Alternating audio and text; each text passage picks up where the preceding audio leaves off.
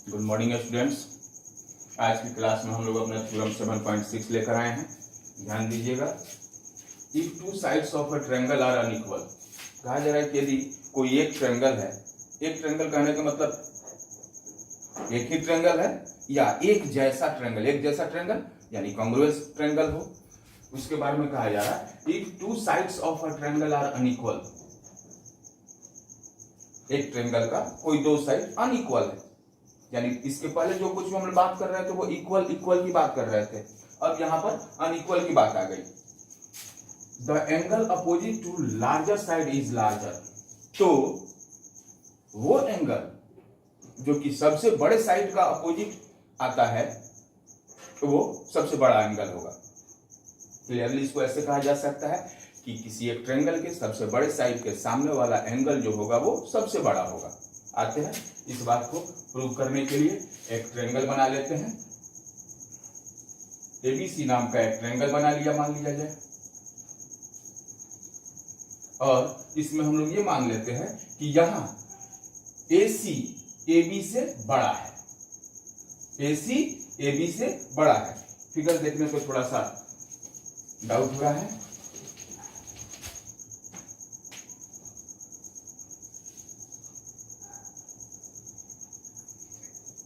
AC AB से बड़ा है, तो AC हमें यह साबित करना है। पहले तो गिवन लिख लेते हैं। गिवन में हमें हो गया in a triangle ABC AB less than AC, यानी AC बड़ा है, तो हमें प्रूव करना है। टू प्रूव, क्या प्रूव करना है? AC का अपोजिट एंगल जो होगा एंगल ABC, यह बड़ा होगा तो छोटा कौन सा होगा? AB का अपोजिट एंगल ACB, यानी इसे ऐसे लिख सकते हैं angle ACB less than angle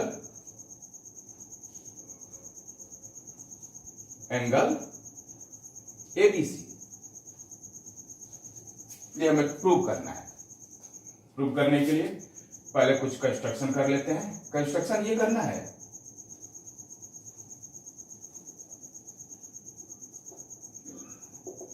AC हमारा बड़ा साइड है AB से, तुलना हो रही है दो साइड की, AB की AC से, तो AC में कोई एक पॉइंट D ऐसा ले लेते हैं। ओके, AC पर एक पॉइंट D ले लिया और ये D ऐसा पॉइंट लेते हैं कि यह AD और AB दोनों इक्वल हो जाए। क्योंकि AC हमारा बड़ा वाला साइड था, इसमें इसको छोटा कर देना है, AB के बराबर कर देना है। अब D लेने के बाद B से D को ज्वाइन करा देते हैं। ये हमारा कंस्ट्रक्शन का काम हो गया। इसे हम अपने कंस्ट्रक्शन में लिखेंगे। Taken a point D on AC such that AB equal AD। उसके बाद ज्वाइंड BD। ये हमारा कंस्ट्रक्शन हो गया। अब कंस्ट्रक्शन हो गया तो हम लोग आके देखते हैं अपने ट्रायंगल में। यहाँ ट्रायंगल दो भागों में हमारा बट गया ट्रायंगल, तो यहाँ क्लियरली यदि ट्रायंगल ABD की बात करें इन ट्रायंगल प्रूफ में, इन ट्रायंगल ABD, तो यहाँ पे क्लियर AB और AD आपने कंस्ट्रक्शन से इक्वल कर दिया है। लिख लें इसे AB इक्वल AD। क्यों, कैसे?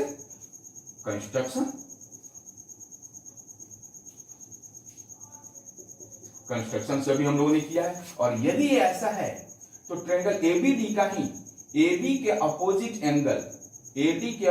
एंगल दोनों आपस में इक्वल होंगे। AB का अपोजिट एंगल हो जाएगा जिसका नाम होगा एंगल ADB। लिख ले यहां पर एंगल ADB इक्वल, और AD का अपोजिट एंगल हो जाएगा एंगल ABD। ये दोनों इक्वल होंगे।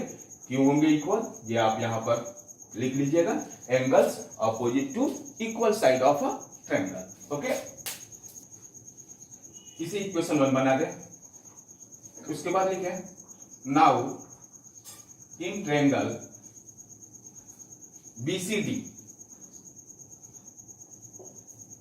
BCD ट्रायंगल में हम इसी ADB ट्रायंगल को एंगल को देखते हैं।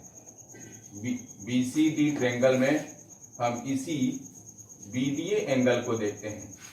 यहाँ BCD ट्रायंगल के CD साइड को और बढ़ाया गया है, A तक किया गया है, इसलिए ये हमारा एंगल BDA जो हो जाएगा वो एक्सटर्नल एंगल हो जाएगा ट्रायंगल BCD के लिए। और एक्सटर्नल एंगल के बारे में आप जानते हैं, एक्सटर्नल एंगल की वैल्यू उसके अपोजिट आने वाले दो इंटीरियर एंगल के सम के बराबर होती है। तो किसी एक अपोजिट इंटीरियर एंगल से यह एक्सटीरियर एंगल क्लियरली बड़ा होगा, यानी इस चीज को हम लोग ऐसे लिख सकते हैं, now in triangle BCD exterior angle BDA या ADB greater than angle BCD हो सकता है ऐसे, क्योंकि यह BCD का एक्सटीरियर एंगल है ट्रायंगल BCD में। अच्छा, यहां अभी इक्वेशन 1 में हम लोगों ने लिखा है angle ADB equal angle ABD, तो क्या यहां पर एंगल ADB की जगह पर हम एंगल ABD का इस्तेमाल कर सकते हैं? लिख लेते हैं, यहां पर आप लिख लेते हैं angle ABD greater than angle BCD। क्यों है ऐसे?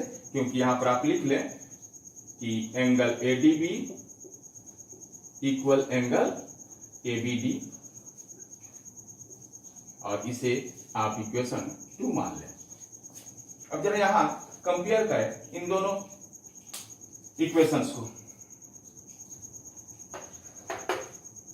क्लियर है? ABD यानी दिस एंगल ABD, यह एंगल हमारे BCD एंगल यानी इस एंगल से बड़ा है। ओके, तो अब इस ABD एंगल में यदि हम DBC एंगल को जोड़ देते हैं तो यह और ज्यादा बड़ा हो जाएगा, पहले से बड़ा तो था ही था। ABD में DBC को यदि जोड़ दिया तो यह और ज्यादा बड़ा हो जाएगा।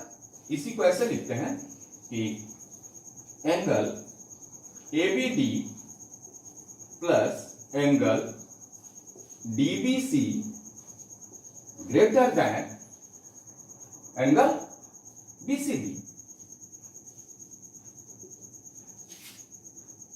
और इन दोनों एंगल का सम जब करते हैं तो ये कौन सा एंगल आ जाता है? Angle ABC greater than angle BCD। अब पूरा ट्रायंगल देखें, ट्रायंगल ABC, ट्रायंगल ABC में यह एंगल ABC एंगल BCD से छोटा है। छोटा है या बड़ा है? बड़ा है। एंगल ABC इस एंगल BCD से बड़ा है। यही तो हमें साबित करना था कि जो साइड AC बड़ा साइड है उसके सामने वाला यह एंगल ABC, जो साइड छोटा है AB उसके सामने वाला एंगल ACB से बड़ा होगा। क्योंकि यहां पर हम लोग BCD यूज किए हुए हैं, क्योंकि हम लोगों ने ट्रायंगल BCD लिखा था। क्या अब ट्रायंगल ABC में इसी BCD एंगल को एंगल BCA या एंगल ACB कहा जा सकता है? तो लिख लेते हैं इसे, इन ट्रायंगल ABC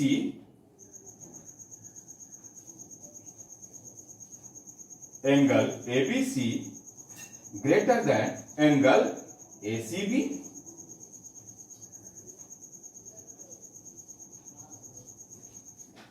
ओके,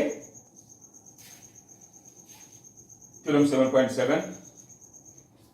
ये कह रहा है इन एनी ट्रायंगल, किसी भी ट्रायंगल में, किसी भी ट्रायंगल यानी ट्रायंगल एक ही है या एक जैसा यानी कॉन्ग्रुएंट ट्रायंगल है। दो होंगे तो दोनों ट्रायंगल आपस में कॉन्ग्रुएंट होंगे, इस बात का ध्यान रखिएगा। In any triangle the side opposite to the larger और ग्रेटर एंगल इज ग्रेटर। किसी भी ट्रायंगल में जो बड़े एंगल के सामने वाला साइड होगा वो बड़ा होगा। ये जस्ट अपना 7.6 का इनवर्स थ्योरम है। इसको प्रूव करने के लिए हम लोग को कॉन्ट्राडिक्शन कुछ करनी होगी, देखनी होगी। 3 केस लेने होंगे। पहले तो गिवन लिख लेते हैं। गिवन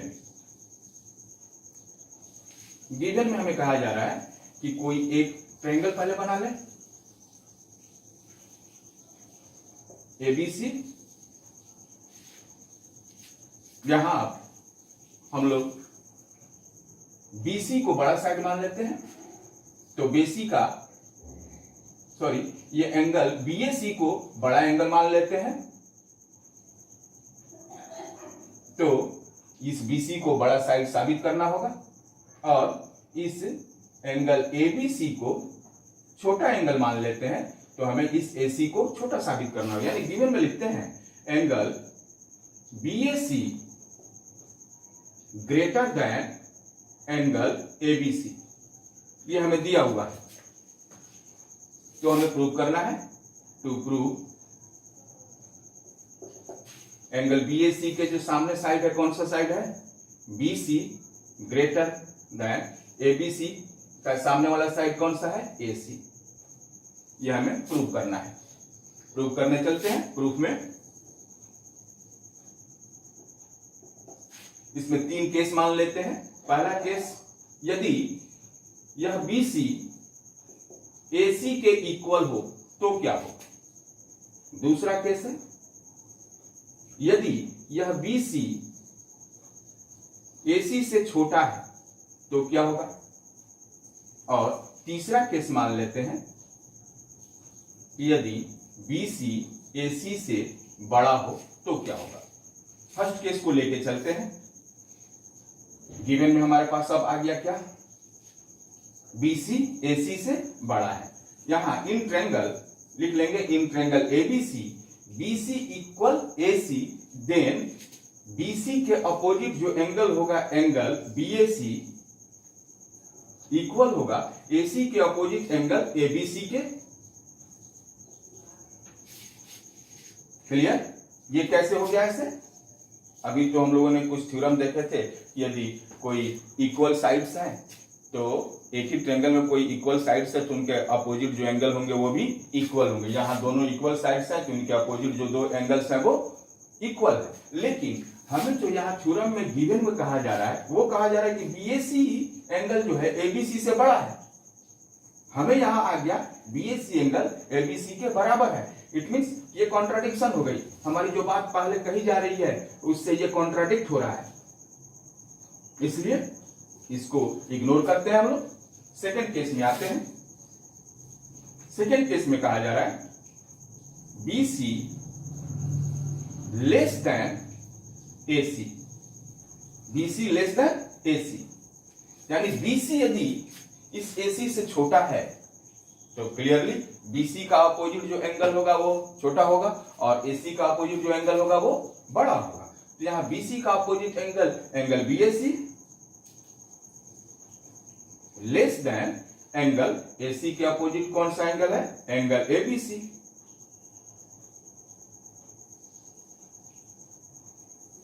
ये हमारा सामने में कंक्लूजन निकल के आया। लेकिन अब अपने हम लोग गिवन से थोड़ा सा इसको कंपेयर करें। यहाँ कहा जा रहा है कि BAC एंगल बड़ा है और ABC एंगल छोटा है, लेकिन हमारे पास जो रिजल्ट आया, कंक्लूजन निकल के आया है, उसमें निकल रहा है कि BAC एंगल छोटा है और ABC एंगल बड़ा है। तो ये भी हमारे लिए कॉन्ट्राडिक्शन हो रहा है, इनको छोड़ दे।